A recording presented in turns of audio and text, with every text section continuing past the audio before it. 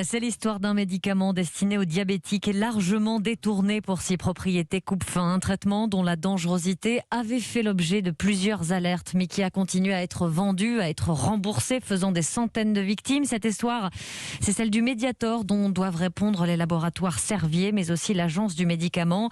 La justice va se prononcer aujourd'hui dans cette affaire. Gladys Lafitte, vous êtes devant le tribunal correctionnel de Paris pour Europe 1. Jugement très attendu tout à l'heure.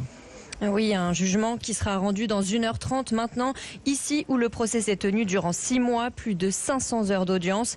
Un procès absolument hors norme avec plus de 6500 personnes constituées partie civile, 400 avocats et des centaines de témoins.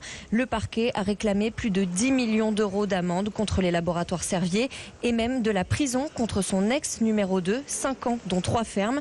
Les victimes et leurs proches espèrent une condamnation comme Ludovic Messier-Petit. Il a perdu sa mère en 2011. Elle avait 63 ans et pris du Mediator pendant 30 ans. Il suivra le délibéré depuis le tribunal de Montpellier où ce sera aussi retransmis. Écoutez-le. Ces gens-là, pour nous, on J'ai un méga décalage. la mer. J'ai l'impression qu'il y avait deux discours chez les laboratoires Servier avec ce que disaient certaines personnes à la barre et ils essayaient de dire qu'ils étaient désolés. Ça paraissait pas sincère, quoi. Et si le Mediator peut servir de leçon justement pour que ça se reproduise pas, ce serait une bonne chose, quoi.